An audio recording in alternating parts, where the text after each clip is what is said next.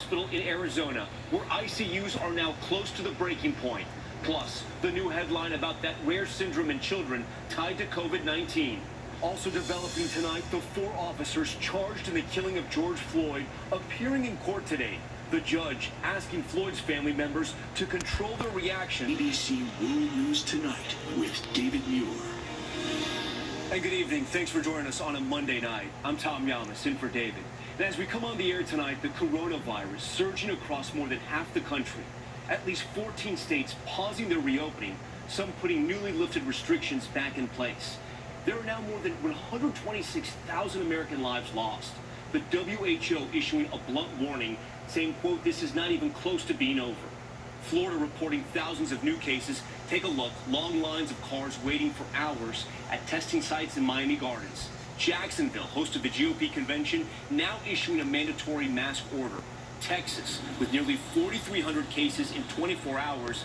Houston's fire chief saying paramedics are responding to nearly 1,100 calls per shift, most of them respiratory issues. And breaking news in Arizona on new closures, with some hospitals near 90% capacity.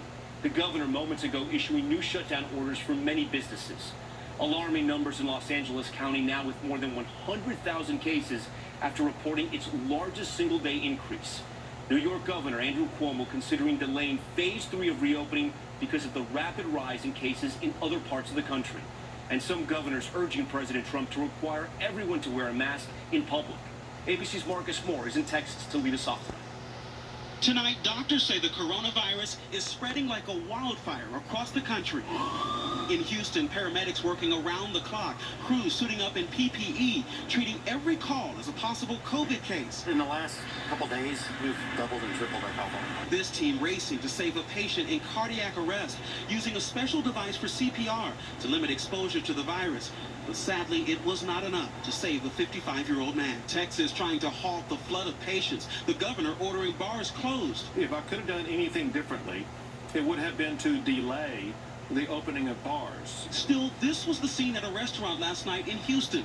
Bars shut down in 7 California counties, including LA County, where cases hit 100,000 today.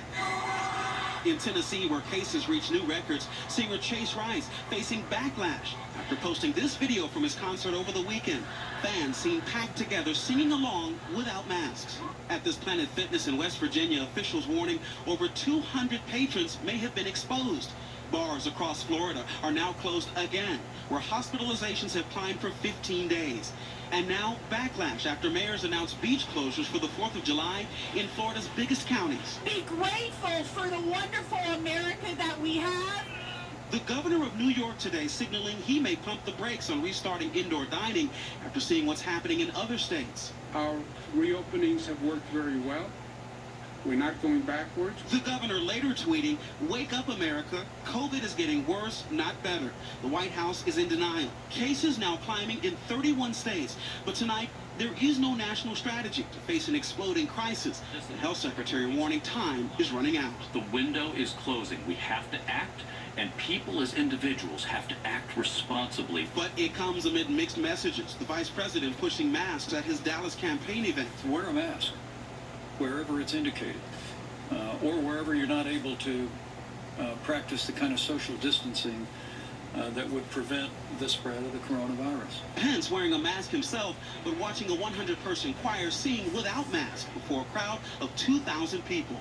In just the last 24 hours, 28,000 more Americans infected with the virus, so many of them young. 29-year-old Allie Guidry, a pregnant mother from Louisiana, losing her battle with COVID, but doctors able to deliver her baby girl 4 months early before her mom passed away. And in Florida, 17-year-old Chantel Salas is up and talking after spending more than a month on a ventilator. She was infected with the virus. I feel like God gave me a second chance to live life. That 17-year-old survivor right there. And Marcus joins us now from Houston. And Marcus, we're learning more tonight about that rare inflammatory disease affecting children.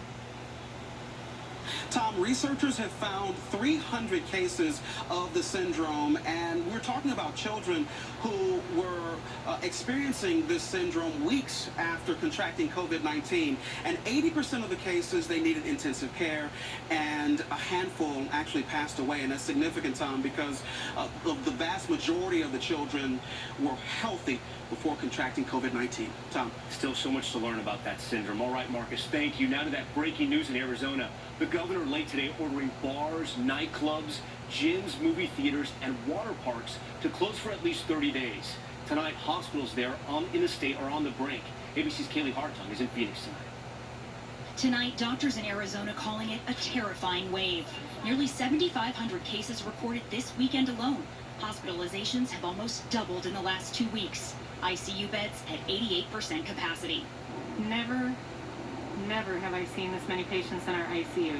I mean, we're using ICUs that we've never used before. This is inside the ICU of Banner University Medical Center in Phoenix. Dr. Jennifer O'Hay overseeing the care of 100 patients, getting constant emergency calls. Patients are suffering. They're on ventilators for weeks. Families cannot be here.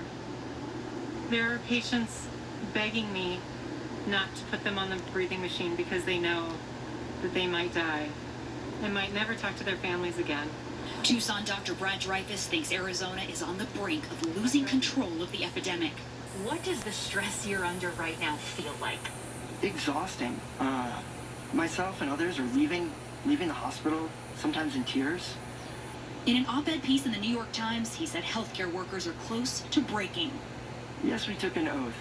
It's not like you can just walk away from people you've been caring for in your community, or someone you've been caring for in the ICU for 3 weeks. No, you're there, you're in it, you're with them. And that's why it's so emotionally exhausting. Doctors we've been talking to here all day say they believe the crisis will get worse before it gets better. The governor's closures tonight should help, but he stopped short of mandating that masks be worn. Tom. Kaylee Hartung with those breaking developments out of Arizona tonight. Kaylee, thank you. And there are new developments tonight in the police.